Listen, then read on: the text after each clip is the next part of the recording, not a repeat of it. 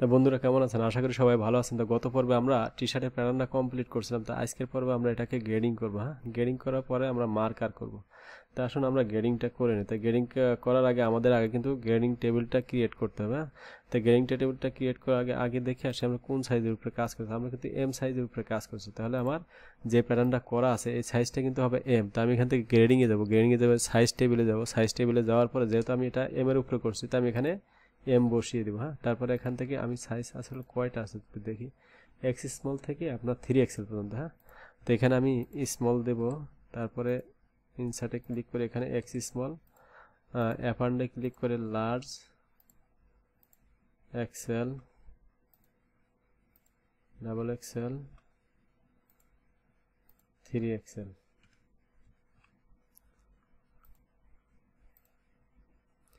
তো এখন আমি শোল্ডার থেকেই আমার গ্রেডিংটা শুরু করি। হ্যাঁ, তা আমি এখানে ক্লিক করার পরে আমি এখানে আমার গ্রেডিং টেবিলে যাব। তো গ্রেডিং টেবিলে যাওয়ার পরে আমি এখান থেকে শোল্ডার আমার গ্রেডিং আছে কত, 1 cm করে আছে। এই দুইটা সাইজ আছে 1 cm। হ্যাঁ, তো এখান থেকে 0.5 দিয়ে নেব।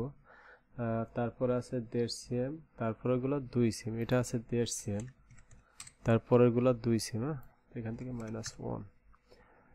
তা আমি এখান থেকে আমার সিঙ্গেল আঁচটা হাইড করে দিই, তাহলে কাজ করতে ফ্রেশ লাগবে আর কি। তাই এটাকে কপি করব, কপি করে আমি এই পয়েন্টেও দিয়ে নেব। সেমভাবে আমি কিন্তু অ্যাক্রস ব্যাকেও দিয়ে নেব, কারণ আমার এখানেও মেজারমেন্টটা সেম আছে। তো এটাকে আমি কপি থাকা অবস্থায় আমি তো আবার ফরম পার্টে এটাকে পেস্ট করে দেব। হ্যাঁ,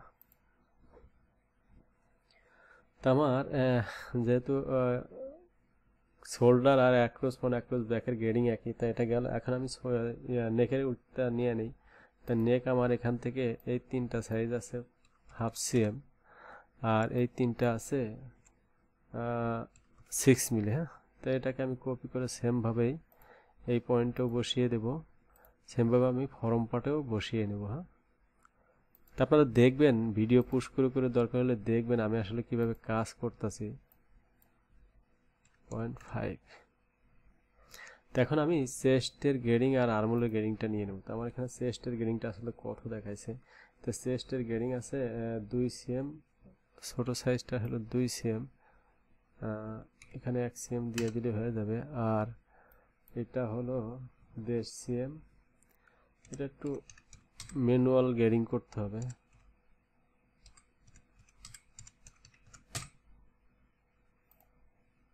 তো এখান থেকে আমি আর্মহোলের গ্রেডিংটা একবারে নিয়ে, তা আর্মহোলটা আমার কিন্তু ম্যানুয়ালি করতে হবে, এটি ইকুয়াল গ্রেডিং নাই। হ্যাঁ, তো আমি ম্যানুয়াল গ্রেডিংয়ে দিয়ে নেব।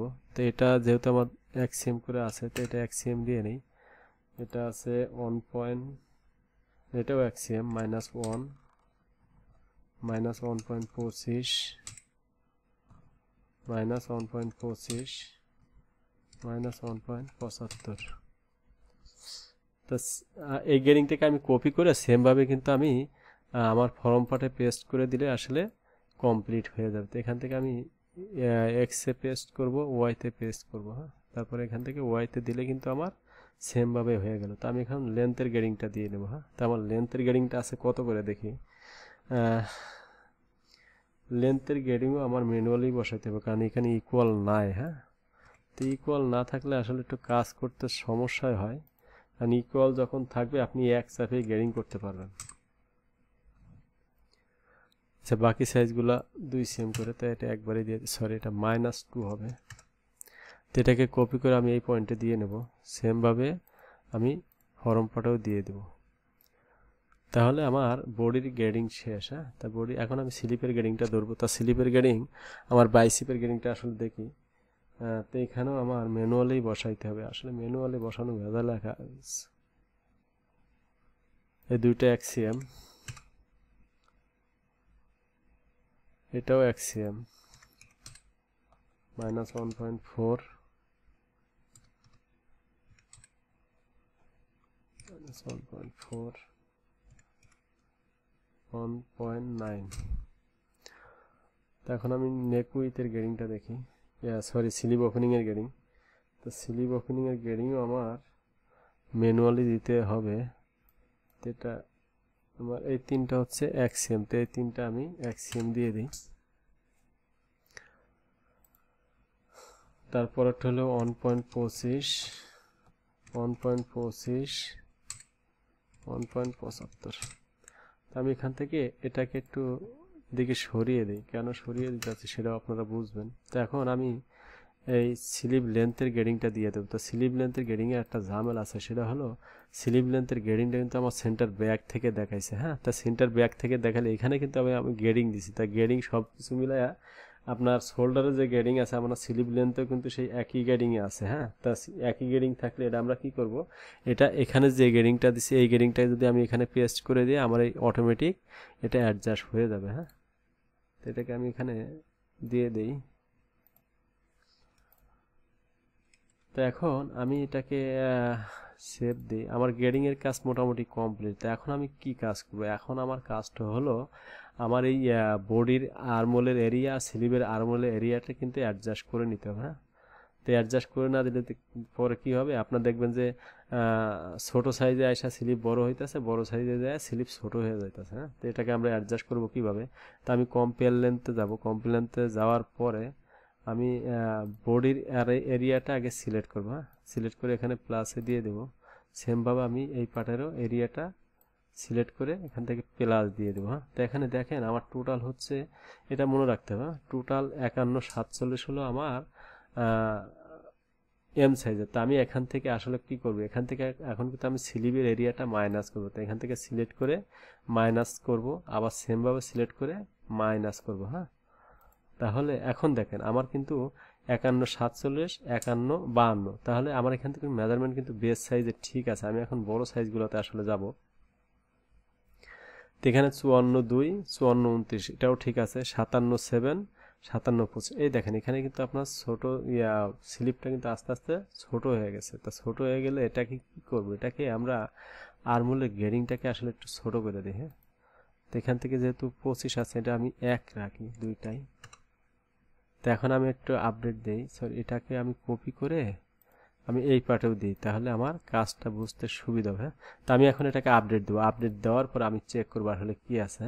তো এখন দেখেন 54, 29, 57, 22, 57, 25 ঠিক আছে। 60, 26, 60, 22 এটাও ঠিক আছে। 65 কিন্তু বড় সাইজ কিন্তু এখনো আমার, তাহলে এটাকে আমি 1 cm রাখি।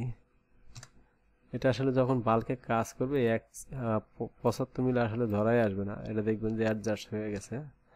তো আমি এটাকে কমিয়ে দেওয়ার পর আমি সেমভাবে এটাকে আবার আপডেট দেবো। তো আপডেট দেওয়ার পরে আমি এখন চেক করব 63, 93, 64, 7 ঠিক আছে। তো আমার এখন এটাও ঠিক আছে।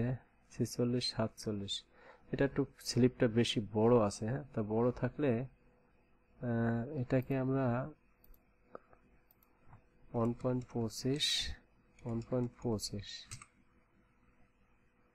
এটা স্লিপ যেহেতু বড় আছে এটা আসলে এখানে তো 1.25 হবে না, এটা হবে 1.75, সরি 0.75 হবে। তাহলে এটা আমার অ্যাডজাস্ট হয়ে যাবে।